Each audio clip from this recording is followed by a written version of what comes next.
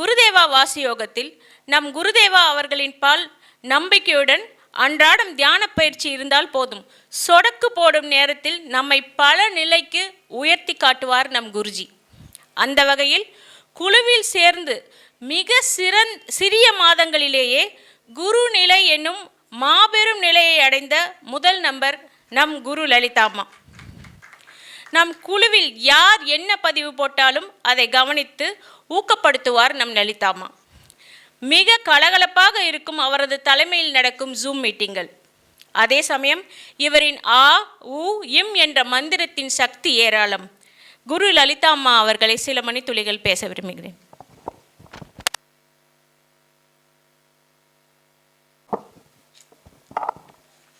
ஆத்ம வணக்கம் சத்குரு. இந்த வாய்ப்பளித்ததுக்கு நான் ரொம்பவும் பாக்கியம் பண்ணியிருக்கேன். ஏன்னு கேட்டிங்கன்னா, இன்றைக்கி இங்கே வருவோமா அப்படிங்கிறது எனக்கு நான் அதை பற்றி யோசிக்கவே இல்லை. என் சூழ்நிலைகள் அப்படி இருந்தது. எப்பவும் சொல்லுவாருங்களா, ஒரு வில்லன் இருப்பாங்க, கூட ஒரு இது இருப்பாங்கன்னு ஒரு சின்னதாக ஒரு உதாரணம் சொன்னார். அந்த மாதிரி புரியாதவங்களுக்கு புரிய வைக்கவே முடியாது. ஸோ அந்த மாதிரி ஒரு தடங்கல் இருந்தது. இன்றைக்கி நான் இருக்கேன்னா அது அவரோட அனுகிரகம். அவர் எனக்கு கொடுத்துருக்க என்ன சொல்கிறது, இந்த பிளெஸ்ஸிங் அப்படி தான் நான் எடுத்துக்கணும். எல்லோரும் இல்லை நிறைய வாசி யோகத்தை பற்றி பேசிட்டீங்க. ரொம்ப கிளியராக எல்லாம் கொடுத்துருக்காங்க. இது வெளியே இருக்கிறவங்களுக்காக இதை குருதேவா இதோடைய இது ரெடி பண்ண சொல்லியிருந்தார். எனியோ திரும்பவும் நம்ம இதை கேட்போம், ஒன்றும் அதனால் ஒன்றும் இல்லை. முதலாக சத்குருவை பற்றி கொஞ்சம் பேசணும்.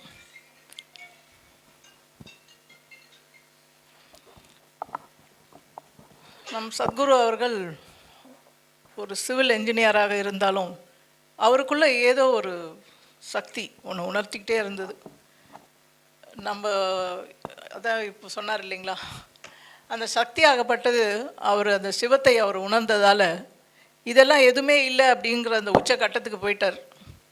நமக்கு எதுவும் இல்லை, நமக்கு எல்லாமே இருக்குது. ஏன்னா எப்போ சக்தி நமக்குள்ளே, சிவன் நமக்குள்ளே நுழைஞ்சிட்டா பிரபஞ்சமே நமது தான். ஏன்னா நாம தான் அந்த பிரபஞ்சம். ஸோ அவருக்கு எதுவும் யோசிக்கிறதுக்கு வேறு இந்த என்ன சொல்கிறது, அந்த பொருள் உலகத்தில் அவருக்கு எந்த ஒரு இதுவும் இல்லாமல் இந்த அருளை எப்படி ஜனங்களுக்கு கொண்டு போகலாம், இதனால் நம்ம என்ன பண்ணலாம் அப்படிங்கிறதுல தீவிரமாக இறங்கினதில் குருதேவா வாசியோகம் உருவாச்சு. இந்த ஸ்தாபனம் இந்த ஆர்கனைசேஷன் ஒரு 2 காலமாக தான் அதோடைய இதை பார்க்க முடியுது. இதில் என்ன பெரிய குருதேவாவுக்கும் மற்றவங்களுக்கும் என்ன வித்தியாசம் அப்படின்னு பார்த்தீங்கன்னா, அவர் கொடுக்குற தீட்சைனா முதல்ல என்னன்னு தெரிஞ்சுக்கலாம்.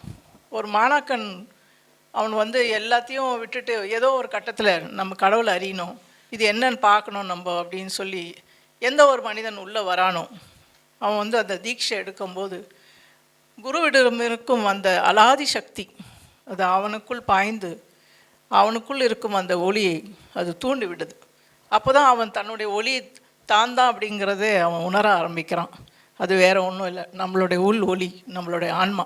ஸோ அதுவே அவனுக்கு முதல் பயணமாக ஆரம்பிக்குது. அப்போ தான் அவன் ஒரு ஆன்மீக பயணத்துக்கே அவன் முதல் கட்டமாக அது அவனுக்கு அமையுது. சரி, அதுக்கப்புறம் வாசி யோகத்தை பற்றி ரொம்ப அழகாக சொன்னாங்க. நான் ரொம்ப சிம்பிளாக சொல்கிறேன். யோகனாலுமே அதிர்ஷ்டம். நீ ரொம்ப யோகக்காரன்ப்பா அப்படின்னு சொல்கிறோம் இல்லையா. ஸோ யோகனாலுமே அதிர்ஷ்டசாலி. எதில் அதிர்ஷ்டசாலி? இந்த வாசியில் அதிர்ஷ்டசாலி. வாசி அதிர்ஷ்டம் அப்படின்னு சொன்னால் நமக்கு அது வசப்பட்டுட்டாலுமே நம்ம அதிர்ஷ்டம்தான். நம்ம என்ன நினச்சாலும் நடக்கும், எதுவாக இருந்தாலும் அது நடக்கும். நம்ம வசமாக இருக்குது அப்படின்னு சொன்னால் நாம் சொல் பேச்சை கேட்கும். அப்போனா நம்ம உயிர் நம்ம கையில், நம்மளோட சிந்தனை நம்ம கையில். அப்போ எல்லாமே வெற்றி தான். ஒரு மாணக்க ஒரு சீடனுக்கு வாசி கை கூடிடுச்சுன்னா அதை தான் அவங்க வாசி யோகம் அப்படிங்கிறாங்க. இந்த வாசி யோகம் எப்படி நடக்குது அப்படின்னு பார்த்தீங்கன்னா, நமக்குள்ளே தான் எல்லா சக்தியும். அகசக்தியும் நமது தான், அக சிவனும் நாம தான். இந்த 2 சக்தியை என்ன மூலாதாரத்துலேருந்து கீழே எழுப்பி அந்த புருவ மத்தியில் அங்கே அது இணையும் போது ஒரு ஒடுக்கம் வரும். மனமும் அங்கே ஒடுங்கும், அந்த மூச்சும் அங்கே ஒடுங்கும். அந்த ஒடுங்குற நேரத்தில் நம்ம மூச்சு உள்வசமாக திரும்ப ஆரம்பிக்கும். அப்போ அங்கே சத்தம் இருக்காது, மூச்சு இருக்காது, எதுவுமே இருக்காது. நீங்கள் கையை வச்சு இப்படி பார்த்தீங்கன்னா நமக்கு மூச்சு உண்மையிலே வருதா இல்லையாங்கிற ஒரு இது வரும். அதுதான் வாசி. வாசி அப்படின்றால் அதை திருப்பி போட்டால் சிவன் வரும். இது சாதாவாக இருந்த நம்மளோட மூச்சு சிவன் மூச்சு இது சிவன் மூச்சியாக மாறுது அப்படின்னு சொன்னால் நம்மளுக்கு டைரெக்டாக பிரபஞ்சத்துலேருந்து கனெக்ஷன் கிடைக்குதுன்னு அர்த்தம். இது ரெண்டும் சேர்ற அந்த தரம் அதுதான் சிவம். சொல்கிறாங்க இல்லையா, சிவனும் சக்தியும் சேர்ந்தா மாஸ் அப்படிங்கிறாங்க. இந்த மாஸ் தான் அது. இதிலிருந்து நமக்கு என்ன கிடைக்குது அப்படின்னா இந்த பேரின்பம். இதை ஒரு க்ஷண நேரம் இதை அனுபவிக்க நம்ம கற்றுக்கணும். இந்த சக்தியை மேலும் கீழுமா ஏற்றி இறக்கும்போது இது எல்லா நேரமும் இது நமக்கு கிடைக்கிறது இல்லை. நம்ம விழிப்போடு இருக்கணும், அதுதான் ரொம்ப முக்கியம். இந்த வாசி யோகத்தில் ஜென்ரலாக எல்லாத்துக்குமே விழிப்பு இருக்கணும். ஆனால் இந்த வாசியோடைய அழகை நீங்கள் பார்க்கணும், இது ஒடுங்கிறத பார்க்கணும் அப்படின்னு சொன்னிங்கன்னா நம்ம தொடர்ந்து தியானங்கள் பண்ணணும். அது ஒரு சின்ன சஜஷன். அடுத்ததாக இப்போ எல்லாரும் சொல்கிறோம் குருதேவாவுடைய தீட்சை மிக சக்தி வாய்ந்தது அப்படின்னு சொல்கிறோம். அது எவ்வளோ உண்மை அப்படின்னு சொன்னிங்கன்னா, இப்போ தான் சமீபத்தில் தான் கொஞ்ச நாளாக தான் ஆகுது. இப்போ எங்களெல்லாம் விட்டுருங்க குருவானவங்க. இப்போ சமீபத்தில் வந்த பிள்ளைங்களெல்லாம் பார்க்கும்போது நாங்கள் அவங்களுக்கெல்லாம் தீட்சை கொடுக்கும்போது டக்குன்னு அடுத்தடுத்த நிலைகளை அவங்க அழகாக தொட்டுடுறாங்க. இப்போ கூட ஒருத்தர் தெரியாத ஒருத்தர் வந்தார், அவர் என்ன நிலைக்கு போயிருக்காருன்றது ஒரு நிமிஷத்தில் நம்மளால் சொல்ல முடியுது. ஸோ அந்த அளவுக்கு அந்த தீட்சைக்கு அந்த ஒரு வலிமை இருக்குது, அந்த சக்தி இருக்குது. அதுதான் அந்த குருதேவோட ஒரு ஸ்பெஷாலிட்டி. அது ஒன்று.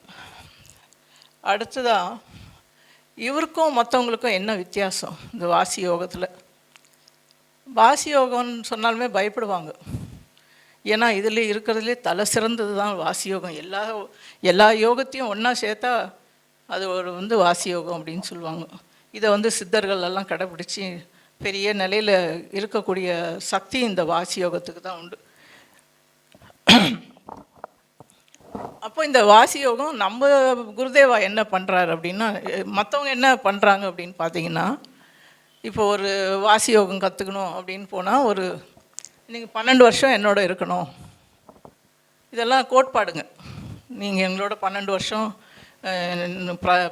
பிரயாணம் பண்ணணும், நீங்கள் சட்டை போடக்கூடாது, நீங்கள் சிக அலங்காரம் பண்ணக்கூடாது, போகத்தில் இருக்கக்கூடாது, பெண்கள் உள்ளே வரக்கூடாது, இப்படி பலதரப்பட்ட கோட்பாடுகள் இருக்கும்.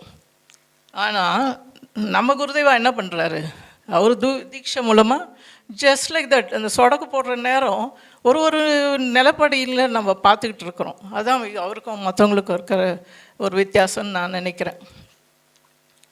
அடுத்தபடியாக இந்த வாசி தீட்சை அப்படின்னு சொல்கிறது எப்போ இது ரொம்ப சக்தி வாய்ந்ததுன்னு சொல்கிறோம் அப்படின்னா, அதை சொல்கிறதால நம்ம எப்படி அதை கையாளணும் அப்படின்னு சொன்னால், ஒரு குரு இல்லாமல் வாசி தீட்சை எடுக்கக்கூடாது, தீட்சை இல்லாமல் வாசி யோகத்தை பயிலக்கூடாது. இதுக்கு ஒரு சின்ன உதாரணம், அடியேனே ஒரு உதாரணம் தான் அதுக்கு. கொஞ்ச காலத்துக்கு முன்னாடி இந்த வாசி யோகத்தை நான் கையாண்டுட்டு இருந்தேன்.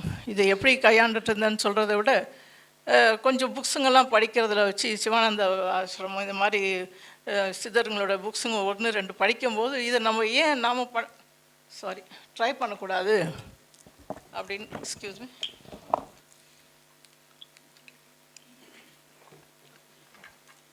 அப்புறம் இதை நான் ப்ராக்டிஸ் பண்ண ஆரம்பிக்கும்போது நமக்கு சாதகமாகவே அமையும். அங்கே என்ன படிக்கிறோமோ அதெல்லாம் நடக்கும். சரி, இதை உணர்ந்தோம், இப்படி வாசி இப்படி போதா, சரி ஆமாம், எல்லாமே நடந்தது. அப்போ நான் எனக்குள்ளே நினச்சிக்கிட்டேன், ஓஹோ நமக்கு இந்த சக்தியெல்லாம் நமக்கு ரொம்ப அழகாக வருது அப்படின்னு நினச்சேன். ஒரு சமயம் நமக்கு மனமே நம்மளுக்கு குருவாக நின்று வேலை செய்தோ அப்படின்னு இப்படியும் ஒரு எண்ணம். சரி, இதிலே இருந்தேன். ஒரு நாள் என்ன ஆச்சு, இதை நான் மெடிடேஷனில் உட்காண்டிருக்கும்போது திடீர்னு இந்த சக்தியாகப்பட்டது அளவுக்கு மீறி ஒரு நிலைக்கு போச்சு. அதை என்னால் சமப்படுத்தவும் முடியல, என்னால் அதிலேருந்து வெளியேறவும் முடியல, அதை குறைக்கவும் முடியல. ஸோ தடுமாறி போனேன். மரணத்துக்கே போன மாதிரி ஒரு பயம் நான் உலுக்கி எடுத்தது. வேறு ஒன்றும் பண்ணலை, பாபாவை தான் கூப்பிட்டேன், என்னை காப்பாற்றுங்க. ஏன்னா அப்படி ஒரு பெரட்டி போட்டது என்ன. அதுலேருந்து கொஞ்ச நாள் வெளியே இந்த பயம்தான் அது என்ன பண்ணுது அப்படின்னு பார்த்தீங்கன்னா, அந்த சக்தியாகப்பட்டது ஒரு சரியான குருவிடம் இருந்து நம்ம பயிலவில்லைன்னா அது நம்மளை மரணத்துக்கு கூட கொண்டு போய் விடோன்றதுக்கு இது ஒரு சின்ன உதாரணம். நான் இதை நீங்கள் பயப்படுறதுக்காக இதை நான் சொல்லலை. கையாளக்கூடாது, வெறும் புஸ்தகத்துங்களை படித்து சொல்லுவாங்க இல்லையா, ஏட்டு சுரக்கா கறிக்கு உதவாது அப்படின்வாங்க. அந்த மாதிரி அதையெல்லாம் பார்த்து அது பார்க்குறதும் இதுவும் ஒன்றும் இல்லைன்றது என்னை ரொம்ப அழகாக புரிய வச்சவர் சத்குரு.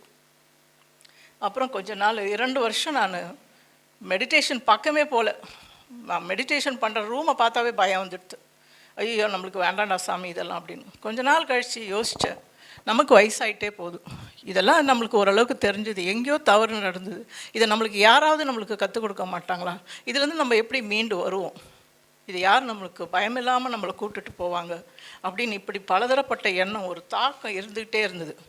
இது மேலே ஒரு ஆர்வம், அந்த குருதேவா சொன்ன மாதிரி அந்த வைராகியம் இருந்துகிட்டே இருந்தது. அதுதான் நமக்கு தேவை. எப்போவுமே நம்ம ஸ்பிரிட்டுன்னு சொல்லுவாங்க, நமக்கு வைராகியம் இல்லைன்னா இதுக்குள்ளெல்லாம் வரவே முடியாது.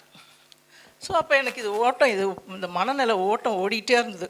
ஒரு நாள் யூடியூப் பார்த்தேன், குருதேவா வாசி யோகத்தை பற்றி இப்போ சொன்னார் இல்லைங்களா, எப்படி போகுது, எப்படி வருது, என்ன இதெல்லாம் சொல்லிகிட்டு இருக்காரு. யார் இந்த மனுஷர், என்ன வாசி யோகத்தை இவ்வளோ ஈஸியாக சொல்கிறாரு, நம்ம இந்த பாடுபட்டு நம்ம வெளியே வந்திருக்கிறோம், இதை இவர் சர்வசாதாரணமாக இப்படி சொல்கிறாரு, யார் என்ன அப்படின்னும் போது நான் உள்ளே போக ஆரம்பித்தேன்.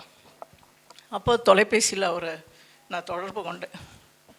அப்போ அவர்கிட்ட எடுத்தோன்னே எனக்கு என்ன தோணுச்சுன்னே தெரில, எனக்கு இப்படிலாம் இருக்குது குருஜி அப்படின்னேன்.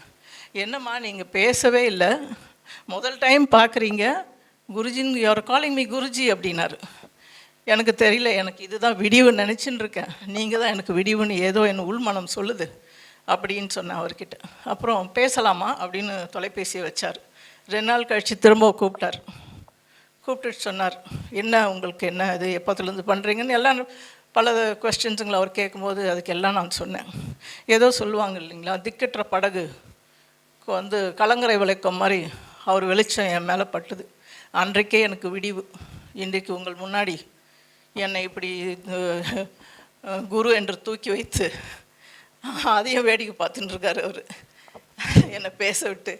ஸோ இதுதான் நான் கண்ட அனுபவம் இந்த வாசி யோகத்தில்.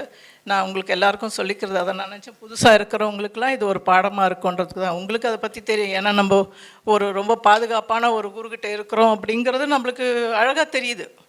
ஆனால் புதுசாக வந்தவங்களுக்கு இது ஒரு இதுவாக இருக்கட்டுமே, ஒரு மெசேஜாக இருக்கட்டும்ன்றது தான் இது நான் கொண்டு வந்தது.